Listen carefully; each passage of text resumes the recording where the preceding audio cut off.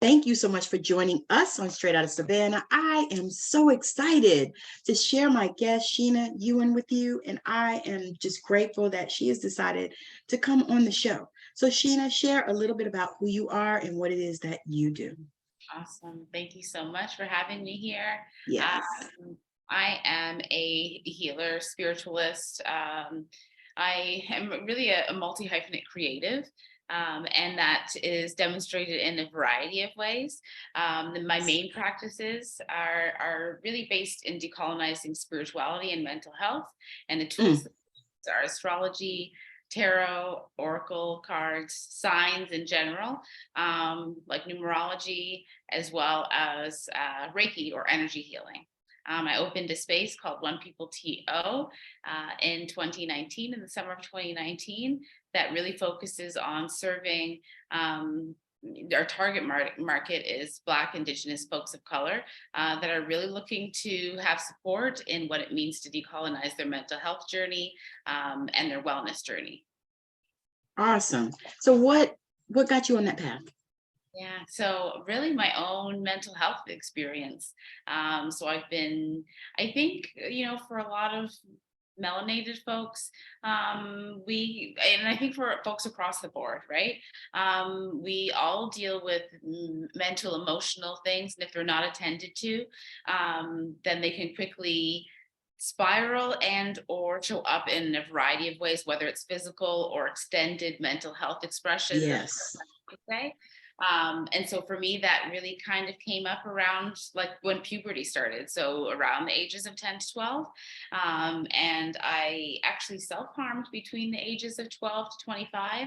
And then it was around 25 that I started to, after having been through the medical traditional model and doing all the things that we're told to do, which I'm really an advocate of.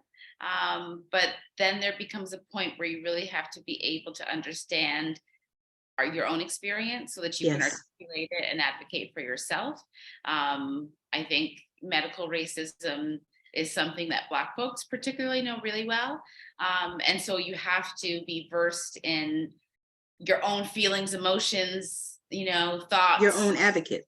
Your own, to be your own advocate. But if you're not even tapping into what's going on, then how can you say, oh, this is what I need, if you're not sitting with yourself to understand what that is, right? Oh man, that's huge, because you said something that I wanted to talk about.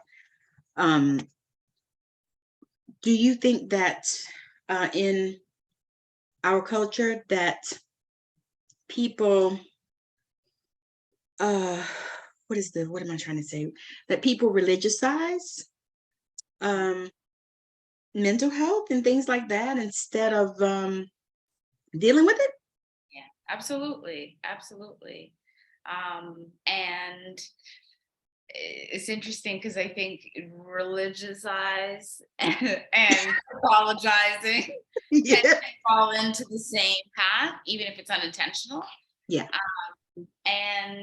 And I think oftentimes it's really a matter, when I talk about decolonization, particularly around mental health, it's a popular word, but to me, it's like, kind of, again, bringing it back to being able to understand your own experience. Yes. Because to decolonize to me is not just, we're not just talking race, right? Right. It's being able to understand your own experience so that you can really own your experience, because nobody has your own experience. And then for you to be able to say what it is that you need, it's different for everybody. And you can't apply the same model to everybody's experience and hope that it, cross your fingers and hopes that it turns out well for everyone. Yeah. That way. I think that is a conversation that needs to be had. And I truly believe that the way that you've gone about it is amazing. I can feel the energy in the sanctuary, even though I'm not there, but I can feel that energy, and it's so amazing. And I believe that as you help people, especially, because if you have that type of experience and that type of understanding, then you can help people to see, how they need to connect and in what way, and what is it that, so that they can figure out what is it they need, or they can hear the guidance that will come through as they're, directed to that place. And it's just, to me, it's phenomenal, because we need that. We need those sanctuaries in every city. That's right. That's right. We do. Because I don't think we realize how deep the colonization went. Yeah. We look at it and we can look at it on the surface of all the, I call it embedded racism in the world. It's not even just in this country and Canada, it's everywhere. It's in the world. And I it's like one day I woke up and I saw it and I was like, wait a minute. Because at first, when you're here, you're looking at it like this, but it's like that, Yes. and it's like, oh my God, and actually I recognized it when I spoke with some of my sisters that don't look like us. I said, they said, well, what do you think? What do you think about all this? What do you, I said, well, I've been on this earth over 50 years at this point. I said, and I have seen a lot of things and been through a lot of stuff. I said, so this is not new for me. I said, it's new for you because you're seeing it. Right. I said, but we've experienced it for all these years. I said, so I don't know what the answer is. I said, to be honest, I said, I feel like, racism is embedded in the fabric of the world. It's horrible. I said, and if they can make changes to the way that they see us, or actually, really, I think it really is that they need to see us. That's the thing. It's like, because I hate when people say, oh, I don't see color. And that's bullshit. Thinking that, like, yeah, oh, I don't care what your background is. Excuse me? No, you need to, because then you're dismissing my whole life experience, Exactly. You're like, wait a minute. So you just erased me, right? Like, no, come on. Wow, man. So when you work with your clients, do you work with them when they come to you? Do they come for tarot or oracle or any of those other things, astrology or whatever? Or do you just work with them and see what it is that they need intuitively? Yeah, I prefer to work with folks under the title of what I call soul alchemy. And then Yes, some folks love are it. like, oh, what's that? And I oftentimes say it's a meld of whatever comes up or whatever, we feel like in that session we need to use. And a lot of times I will share with folks that the work really is for them to be able to process, and I'm here as a witness to their process.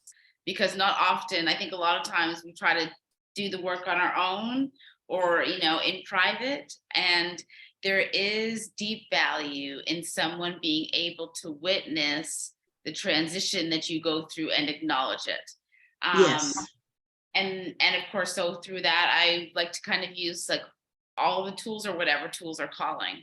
Of course, that said, there are folks, and it's funny because it could be astrology or it could be tarot or it could be Reiki or energy healing. Mm-hmm. But it's particularly folks that have a religious background of some sort that are like, oh, I can't do tarot or I can't do astrology or that Reiki thing. No, I don't think so, but I'll do this other thing, which is interesting. So it's never like, like, oh, last week it was somebody from like, and I would never say, but like last week, as an example, it was like astrology. And then this week it's like, oh, well, I can't do tarot, but I can do astrology. And it's a different person, but it's like, where are the, and it's, it doesn't matter to me. It's just so funny that like, where are these rules coming from? Yes. I just like to work as spirit guides me and as their team, spirit team Yes. guides me. Yes. But again, I always defer to the client and what they feel they're being drawn to. Yes.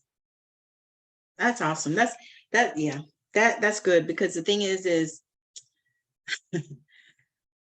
I hear this all the time, what's your niche? Right. You need to niche down. So what is your answer to that? Yeah, so it's such a great question. It's funny because I grew up with my mom saying that, like, you have to find your niche. And I get it. Cool. But at the same time, I think for folks that are, and not everybody's like this, so I want to acknowledge that, but for folks that are creatives with a capital C, Mm-hmm. are oftentimes like multi-hyphenate, you know. Yes, explain that word. Yes. So folks that are talented in a variety of modalities. So we oftentimes think of this as like a triple threat. As an example, I remember it must be like 20 years ago or so. I was at university and Beyonce was out for a while, but she hadn't really gone into the foray into movies and stuff. Right. And I remember there was so much talk about like, oh, well, Beyonce is really only like a music person. How is she going to do all of this other film stuff? And if you think about like really, I mean, now obviously what she's proven, but it's just as an example that creative people, we don't just stick to writing or sewing. If you're creative, you're creative. You're creative with food. You're just creative with your life, right? Yes. Yes. And so maybe people you don't need to monetize everything, but it doesn't mean that you only have to stick to like one lane. You know? Yes, I do. I know it well. I do, because I hear that all the time. And I actually work with a coach, and it was like, well, well, you just need to do this and focus on this. I was like, I can't do that. I am in human design, I'm a reflector. Okay. So I'm like, I don't even have energy centers, I'm like, no. I was like, I write, I make jewelry and I infuse it with energy, and I do the energy work and all that. And so it's like, no, I can't do that. I can't do it. And so every time somebody says that to me, I almost get irritated. Right. 100. And I used to say I'm multi-passionate. That's right. That's right. Yeah. Because it's like, no. Yeah. I oftentimes find that like folks that want you to stick to one lane is because either that's what they are doing, or they feel most comfortable doing one thing. And so it's almost like, oh, well, how are you going to do that? Like, I can't do that. You're going to do that? Yeah, I am actually. Are you so busy? Blah, blah, blah. And I'm like, well, not really. I like different things, and I like to be creative. And, I didn't have that opportunity for years and years because I wasn't in that space. I said, and now that I am, it's like, man, because I got like 2-3 books I want to write, like right on the top of my head, and a few I started, and I'm like, nah, no, because this is who I am, and I find that, and this is the question I want to ask you: do you find that you have to give people permission to be multi? Because I know generally we attract the people that we are. Yes, that's it. And so you attract people like you. And so do you find that you have to help them and give them permission, or not give them permission, but allow themselves to give themselves permission? Absolutely. To, be all the things? Yes. There's oftentimes with clients that I see that have this internal struggle with even voicing, because this has been, my own story, right? And you attract the people that you're supposed to learn and teach from, and what you teach, what you need to learn, vice versa. Right. And I oftentimes end up working with folks that are in this liminal space of leaving their old life behind and feeling a little bit like, oh my gosh, can I do all of the things that I dream of? Right. So there's that is the workspace that I oftentimes find myself in with clients, of being the sounding board, and also like the cheerleader, the mom, to kind of say like, yes, you can do it. It's coming to you for a reason. Let's work towards bringing that in, or you and aligning with your intentions and your dreams. Yes, that's powerful, because, especially melanated folks. I was actually having my own session early today with one of my healers, and it was like it came through that when you begin to get to this place, because I'm actually in transition myself as far as what I'm doing and what I'm being called to do, and I feel like this. And so I said, it just feels so good, to actually not worry about these things and not be concerned, and know that, you're supported, know that you're supported by the ancestors, you're supported by God, you're supported by spirit, Jesus, Buddha, whatever you want to believe, but know that you're supported, and that just feels so good, and it's just a space that, and it's like, oh, once you get there, once you start coming into that, where you give yourself permission and you don't have to apologize to anybody. I'm like, I don't give a shit what you say. I don't have to apologize. I don't have to dull my light. If you say that, I don't have to be somebody I'm not, all these things. And so I know that when you work with these people, that they get all that. Yes. Yeah. Absolutely. Yes. And also too, I want to make it clear that I think sometimes, particularly, I have this organization called One People TL, and the target audience are melanated folks, Black folks, Indigenous folks, folks of color, queer folks. But I end up attracting and work with folks from all backgrounds who are interested, curious, and committed to their decolonizing journey. So when we think about that, that's not just for ourselves, but for other people, and allowing other people to be where they are, to meet folks where they are, and to then call them forward, Yeah. Like that, like their highest version. Yeah, exactly. Yes, I love that, because it's like we need everybody, you know what I mean? Because it's like, I feel like, and I have this that happens with me too.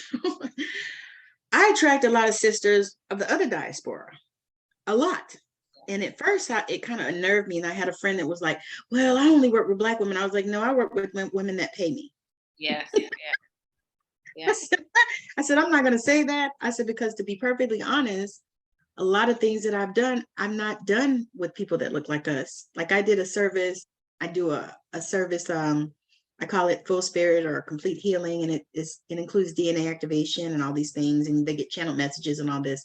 Well, the only two people that look like us, well, three people that look like us that I did was my mother, my sister, and my cousin. Yes. Yeah. Everybody else didn't look like us. Yeah. And so I was like, yeah. No, I was just gonna say, I find, and it's prior to the space, but I'd love to hear your feedback around it. No. And one, I think as a community, particularly Black folks, we haven't gotten to a space where we really understand what it means to invest in your mental health and well-being. Mental health, well-being, all the same thing. Yes. I remember like when I did my first Reiki class or session, or my first Reiki session, I didn't go back for a year, and not because the experience wasn't amazing, but I just didn't have it in like my craw. Right. That I'm like, oh, I'm going to continually spend money on something that I don't get anything back immediately, not realizing the investment, Yes. And so I think as like across the board, until people understand, whether it's therapy or Reiki or energy healing or astrology, acupuncture, which I love. Me too. Right? I try to go at least once a month. I like to go twice. Yes. It's just so activating. Yeah. I think as a whole, we haven't really gotten to a space where we understand as a community the importance of continually investing in your well-being, just like we do for our car, just like we do to clean up our space. To apply it to ourselves, and not just our makeup. Yes. Our hair. Exactly. Yeah. Right. What do you think it's going to take for us to get there? Do you think it's just people like you and me shining our light and continuing to shine it and continuing to be like a beacon to call those people in? I think so. Yeah, absolutely. And I think, when we were talking earlier, having opportunities for folks to connect, to reconnect, to connect and reconnect in person. Yes. super important. I think the work that we're doing, the energy work particularly, is Mhm. feels like it's rebuilding trust in the community Yes, in a way yes, yes, that's intangible. Um, yes, yeah, so I definitely have faith, I yeah, think one piece of it too is making services like what we do more accessible. And yes, again, which is why, I open One People. Not everyone can do like $150 astrology session, but maybe they right, can do a $20 or $30 like workshop where they get some information, yes, and then they can apply it to their own lives. So I think there are a few pieces, but I'm confident. Like I think I'm more proud of us in the last like 2.5 years yeah, with everything that's been going on, where I'm like, oh, we're making headway. yeah. It's especially when I see people like you, and I'm like, oh wow, this is just amazing because you don't see that all the time, and we look for that, because we I don't know, for me, I've done like lots of different classes, lots of different energy type of healing. I'm Reiki master like you, and all those other things, and quantum Reiki I did, which I really love. But all kinds of all kinds of other things. I laugh. I said, if it was a certificate, I got Right. Yeah. it. Because I think at the time I felt like, I don't know, I felt like maybe the more certificates you get, the more, validated you are. I don't know, but looking back on it now, it's like, and I'm at the place now, I'm like, I'm only gonna do another thing if it just really calls to me. Yeah. I'm just not doing any more things, because I'm learning that it's more intuitive anyway, Yes. because I don't know if you feel like this, but I feel like I've been doing this work forever, like Uh, many lifetimes, yes. Yeah. and I know that I've been doing it, and I'm like, I've been doing this for many lifetimes. I know this, Absolutely. and even the sessions that I do, man, I try to like do a like an agenda. Yes. Yeah, I can't do that. I mean, not that I don't look at it like, I have people fill out a questionnaire, I go through it and see, what I feel like they need and all that stuff. I said, but it's like just to actually say, okay, we're going to do this, and this. No, Exactly. no, can't work like that for me. I'm like, that's not the way I do it. Even like with card reading, because honestly, same thing with me with the tarot. I couldn't do tarot. Just could not make myself get together with it. And I know that it was some of that religious programming and shit, from all those years. And I was like, because, that was of the devil, right? Yeah. Yeah. Right. And I was like, okay, but I can do oracle cards, Right. and I can stand up in front of the church and be a prophetess, right? I can speak into your life. I can, pray on the phone. I can do all these things. But if I want to do a tarot card, then that's the devil. Right. You It's know? so interesting that, again, back to my point earlier about like, okay, the astrology but not the tarot, or the tarot but not the Reiki, but Yep. whatever it is in your soul, or whatever message you had received, and letting that be okay too. Yeah. Yes. Because the thing is, I think that I feel like it's a journey that we're all on, and you might go east, I might go west. Is either one wrong? Exactly. No. Yeah. It's just where you're going, where I'm going. It's all good. And what lights you up, Like what? and what lights you up. Yes, that now let's talk about that, because I see so many people that are so miserable in their life. Like maybe they're miserable at their job, and then maybe they got crazy kid problems or what. People have those, but they're just miserable in their life. And it's like, do you even know how to find what lights you up? Yeah. Is there a space where you can allow yourself to, just be in tuned? Do you find that with a lot of people that you talk to? Absolutely. I find folks, and I was going to say particular age group, but no, it's not even that. It's people's life experience, that have taught them like, oh no, this is going too far. you know, or how can I do that? Some message that has been, implanted from whatever age and time. And Right. sometimes it's not even in this lifetime, it's lifetimes from before, right? Yes, yes. And, to even go into that, sometimes you don't even need to go there necessarily to share. Sometimes you do, but there is definitely a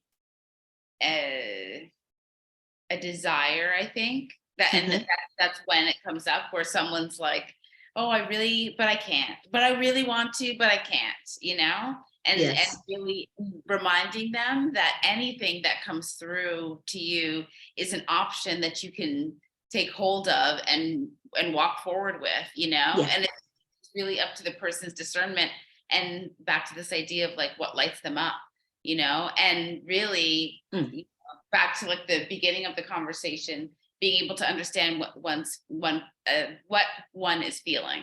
Yes. So that, because when we well, we don't typically feel. Exactly. I'm reminded of I was watching Empire one day. This was a while, but I haven't even seen all of Empire because I started getting stupid and I stopped watching it. But but I was watching this show one time and they said it was the boys were talking and they said they were talking about their mom and they said, well, she'd rather fight than feel. Yes.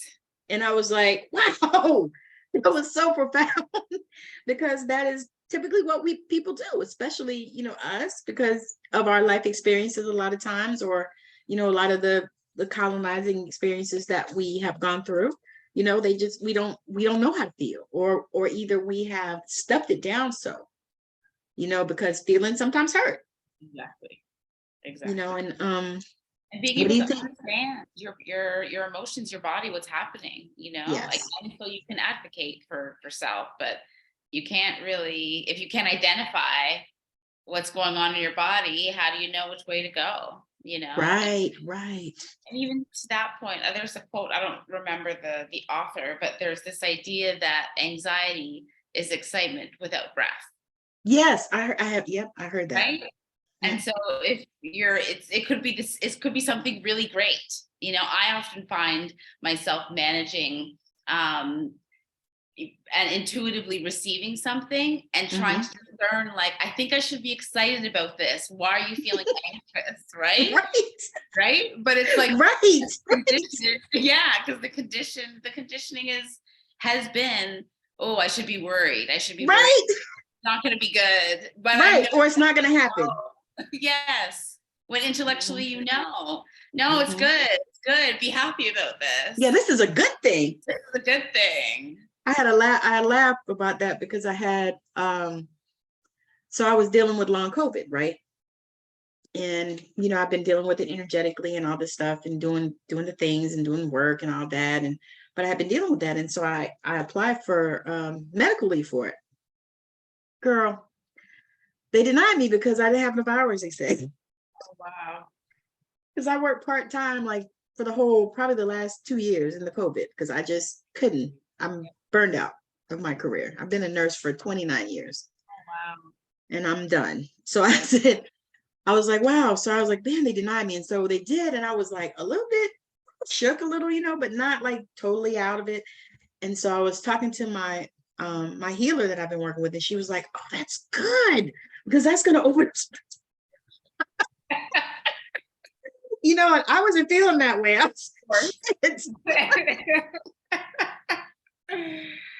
But then once I got there, I was like, okay, you know what? Yeah, because possibilities, have been showing up, left and right. And I, some things that, how we desire some stuff and we say, okay, I want such and such a thing, and this is what I want to happen, and blah, blah, blah, blah, blah, and how we take ourselves to that place.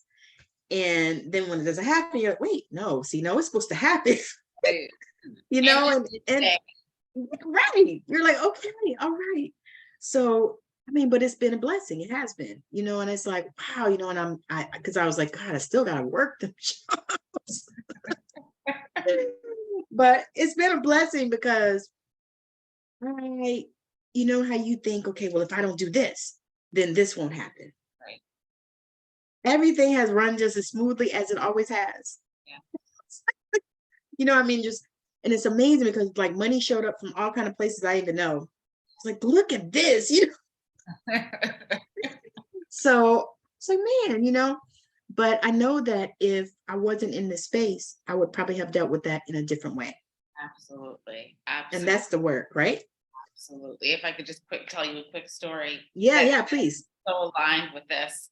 I have a close friend, and she had referred her friend to me. And well, it wasn't really her friend, it was her friend's mom, who was also in healthcare. And was getting to, I think she was about 60, so had about 5 years. Our retirement age is 65. And she was dealing with effects of long COVID. And so she had been off for a couple of months. And I think her son was really, well, I will also say too, she was a Pilates instructor as well as, doing healthcare stuff and everything. And so I think after, she experienced COVID and then had long COVID, her experiences were so the effects were so debilitating that she couldn't do Pilates. And she's like, I've been doing Pilates I've been teaching for 30 years, like work is one thing, but like now like there's nothing for me. And so she was so focused in this ending. And not even so much in the ending of it, but like was still trying to kind of hold on to the job. Yeah. And so I was like, oh, I feel like, there's some stuck stuff. And I think it's, would you, and I kind of asked her, I'm like, would you have left, even though, you had mentioned that it wasn't really healthy anymore? Would you have left if this didn't happen? And right. She was like, no, true, I wouldn't have left. But she was still so stuck in the physicality of like her, experience, not saying that she wasn't experiencing pain, because I know that she was. But it's an identity. Yes, absolutely. Yes. And the grief that was coming up for her. Yes. There was still so much resistance to work through, Yes. And that's a valid point too, that folks, there is that grieving process of transition. But once you can hold it or manage it, or at least work with it and acknowledge it. Yes. Then things start to show up, as you were mentioning, right? Yeah. And that's exactly, because I know how she felt. It's like, oh my God, because for me, the worst part about it is it's this exhaustion that comes on you that you can't shake. Like I was feeling it earlier, and I was like, let me go get some coffee. Let me I told my husband, I said, I got an interview to do and I need to go get some coffee and figure this shit out and get myself together. But I started feeling that exhaustion. It's just this exhaustion. It just comes out of nowhere. And you feel like you want to just lay down on the damn ground. That's how exhausted you feel. And the brain fog, that's what was worse for me. It's like, and I told the people at my job, I said, I don't feel safe being here. I said, because I can't even think. Right. I said, and then, like I walk down the hall and I forget what the fuck I'm going to do, and I almost was like, damn, I hope I ain't having early dementia. I was like, what? Yeah. And then when I started doing the research, and then I actually called my mom, and she was like, what's going on with you? And I told her, she said, you got that long COVID. And what's wild is I just had COVID in June. I had never had it all these other times. And I've been working, my husband works in the prisons, and he hadn't had it. And we both got it in June. Wow. And so it was like, wow, Jesus. And it was not even bad. It was like, felt like a sinus infection, like bad cold, cough and headache, But yeah, I was like, wow. So I could understand that, it's like an identity, because it's what you've done. Yes. Because you've been doing it a long time, right? Same, like 29, 30 years. Yeah. I'm telling you, it's like an identity. It's like this is who you are, and even when people introduce, they're like, well, what do you do? Yes. Not who are you, but what do you do? Yes. Right? So you say, oh, well, I'm a nurse, oh, wow, I get this now. You're a real hero. And I'd be wanting to say, fuck you, no. Because you people have worked me to damn death. But yeah, it's so amazing when you come to the other side of that. So did she come to the other side? Yes, yeah, she's moving through the other side. And even in the conversations that we had, she was like, I know it's time for me to go. I just need to work with the grief that I'm feeling. So. Yes, and what happens too is it shows up in different ways, the grief. Because I noticed that I had a situation yesterday for myself where this song came on, and I don't know, it came out of nowhere, and I just felt this grief, and it was related to my ex, you know, and I haven't, you know, he's not somebody I think about regularly. And I was like, wow, you know, and it was almost like a grieving of what was, you know, even though I'm remarried to my soulmate, my husband is wonderful, super supportive, even with all of this stuff, you know, but it was just a grief moment. And I felt like when I was dealing with it, I was like, this is not just about that. Right. This is about some of these other things too that are shifting now, you know, from what they were to something else that's greater and going to be bigger and all this other kind of stuff, you know? And who you were then, you know? Right, exactly. Because it's, you know, I don't know about anybody else, but I believe that women, as women especially, we change and shift and grow every 10 years. Like every decade, I believe we just, you know, we get to be a greater version of ourselves, I think, if that's the direction that you can go in. Absolutely. Yeah, it's just beautiful. I just love it. All right. Final words. Oh, yeah, I think what comes up for me, you know, in this conversation, the most is the work that we have to do, but also the hope that is so palpable right now, you know? Yeah. And Yeah. as like Black folks, but people across the world, it's the opportunity from backgrounds across the world, you know, it's a great opportunity to really step into rebirth, you know? I had posted something, it must have been last year, maybe it was earlier this year, but it was like really 2020 was a reminder. I mean, we all, like, when could you ever see the whole world stop, you know? Right. Right? And we all had the opportunity, have continually had the opportunity, but starting in 2020 to really reflect and to think about who we want to be. What do we want to be doing? And if we're not doing what we want to be doing, what do we need to do to get ourselves there? You know, Yes. on the path, you know, and I think for a lot of Yes. folks, that means creativity, that means play, that means pleasure, that means making space for all of that, Yes. and really reprioritizing the things that are important to us, and Yes. not being beholden to what someone else thinks is important for us. Really honoring what Yes. we think is important And our truth. and our truth. Yes. I truly agree with that. I think that is just so amazing because to me, 2020 was like that. And it actually took me back to 911 here, because that was a time when you never ever would have thought you would have seen anything like that ever here. Yeah. Here where you are, you never would have thought you would have seen anything like that. And that was like such a profound moment, you know, because I remember it so clearly. I had gotten off of work. I used to work night shift, and my sister called me. She was blowing up my phone. I was trying to go to sleep. She was calling me. She was like, so I got on the phone. I go, what do you want? Why you calling me? You know I got off of work. She goes, turn on the phone, turn on the TV, turn on the TV. You know, that kind of stuff. And I turned the TV on, and I was like, oh my God, you know, it just took my breath away. And to me, that was 2020.